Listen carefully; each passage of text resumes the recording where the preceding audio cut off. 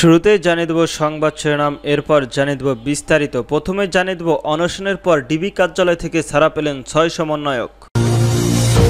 নাহিদের ফেসবুক পোস্টে নিয়ে রাজনীতির আলোচনায় তর্ক বিতর্ক চলছে।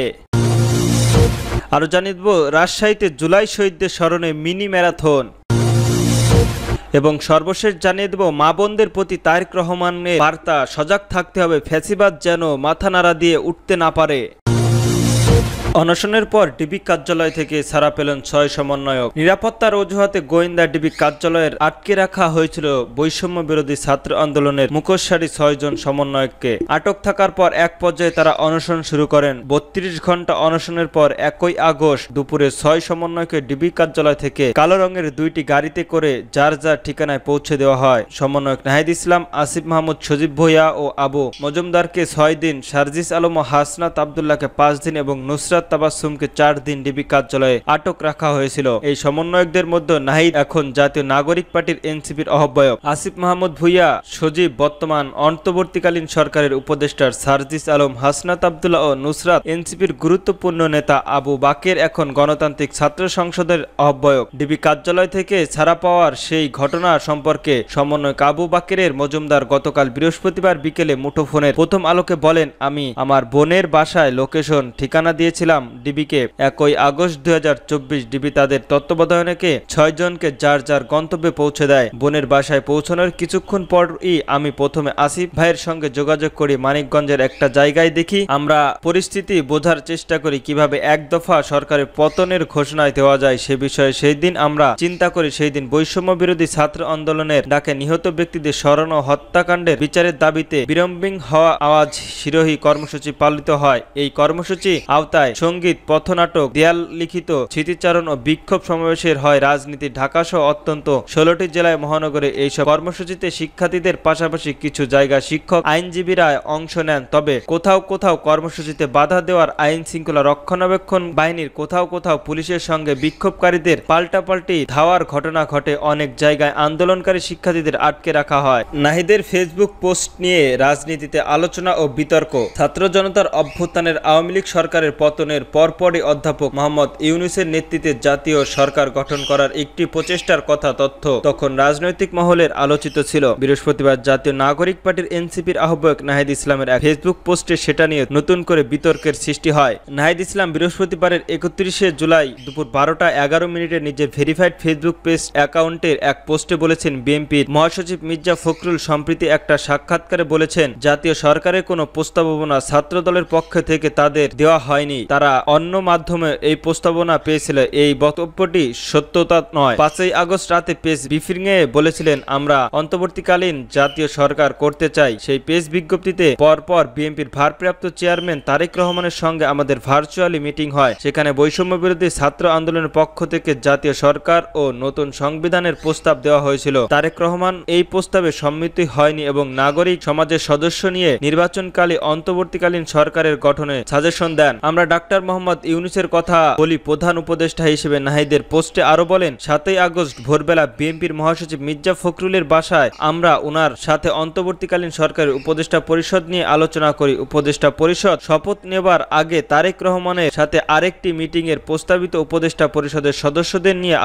পর্যালোচনা হয়। নাহিদের এই বক্তব্যের বিষয়ে জানতে চাইলে বিএনপির মহাসচিব মির্জা ফখরুল ইসলাম আলমগীর প্রথম আলোকে বলেন, নাহিদ ইসলাম যে দাবি করেছে সেটা সঠিক নয়, বললেই তো হবে না। জাতীয় সরকারের ব্যাপারে আমাদের দল থেকে কোনো কথা বলা হয়নি, সরকারের এবং তারেক রহমানের সাহেবের সঙ্গে কোনো কথা হয়নি, সেটা আমরা জানি না। নাহিদের যে সাক্ষাতের কথা তার ফেসবুক পোস্টে লিখেছেন বিএনপির মির্জা ফখরুল ইসলামের সেই সাক্ষাতে গত 26 জুন প্রথম আলোতে প্রকাশিত হয়। তাতে মির্জা ফখরুল বলেছেন, ছাত্র জনতাদের সঙ্গে ওই 5 আগস্টের পর জাস্ট ওই দিনই বা তার পরের দিনই আমাদের কোনো দেখা হয়নি। জাতীয় সরকার তৈরি করার প্রস্তাব ছাত্র দলের কাছ থেকে আসেনি, অন্য মহল থেকে আসতে পারে, কিন্তু ছাত্রদের কাছ থেকে এই প্রস্তাব আসেনি। রাজশাহীতে জুলাই শহীদদের স্মরণে মিনি ম্যারাথন। রাজশাহীতে জুলাই শহীদদের স্মরণে মিনি ম্যারাথন অনুষ্ঠিত হয়েছে আজ শুক্রবার সকালে 6টার দিকে নগরের দিনাজপুর বিনোদপুর এলাকা থেকে এই দৌড়ের প্রতিযোগিতা শুরু করা হয়। আমরা বাংলাদেশের পার্টির রাজশাহী মহানগর শাখা এই ম্যারাথন আয়োজন করে। ম্যারাথনে অংশ নিয়ে প্রতিযোগিতায় আজ ভোর 5:30টার পর থেকেই রাজশাহী বিশ্ববিদ্যালয় সংলগ্ন বিনোদপুর বাজারে জামায়াতে হতে থাকেন। সকাল 6টার পর শুরু হয় 5 কিলোমিটারের ম্যারাথন প্রতিযোগিতা। অংশগ্রহণকারী বিনোদপুর শুরু করে নগরের তালাইমারি মোড় থেকে আবার বিনোদপুর হয়ে 14 পায় ফায়ার সার্ভিস মোড়ে আবার বিনোদপুরে ফিরে আসেন। পরে সেখানে পুরস্কার বিতরণ করা হয়। প্রথম পুরস্কার 10,000 টাকা, দ্বিতীয় পুরস্কার 8,000, তৃতীয় পুরস্কার হিসেবে 5,000 টাকা করেও থাকছে। এছাড়া অংশগ্রহণকারীদের 3 নারী সহ আরো 10 জনকে পুরস্কৃত করা হয়েছে। ম্যারাথন উপলক্ষে আগে থেকে মেডিকেল টিম সহ আরেকটি অ্যাম্বুলেন্স ছিল। এছাড়াও সবার জন্য টি-শার্ট, গ্লুকোজ পানি সহ বিশেষ খাবারের পরিবেশন করা হয়। ম্যারাথনের অংশ নেওয়ার বেশিরভাগই ছিল তরুণ, তাদের মধ্যে বেশি বয়সী নারীরাও অংশ নেন। প্রতিযোগিতায় অংশ নেওয়ার 58 বছর বয়সী পিয়ারুল ইসলাম বলেন, এই উদ্যোগও খুবই ভালো হয়েছে। অসুস্থ মুক্ত জীবন গড়ে তুলে দৌড়ানোর কোনো বিকল্প নেই। শরীরের বিভিন্ন অ্যাক্টিভিটিসের মাধ্যমে থাকলে সুস্থ জীবন গড়া যায়। এই বয়সে তার কোনো ওষুধ লাগে না। তার অনেক সিনিয়র আছেন, কারো বয়স 75, তাদেরও ওষুধ লাগে না। তাই এই ধরনের প্রতিযোগিতায় অংশ নিতে হবে, সবাইকে উদ্বুদ্ধ করতে হবে যাতে নিজেদের শরীরে সবসময় উপযুক্ত রাখে। রাজশাহী বিশ্ববিদ্যালয় শিক্ষার্থীদের মেহেদী হাসান বলেন, অনেক দিন পর তিনি দৌড়াবেন। সাধারণ দৌড়ানো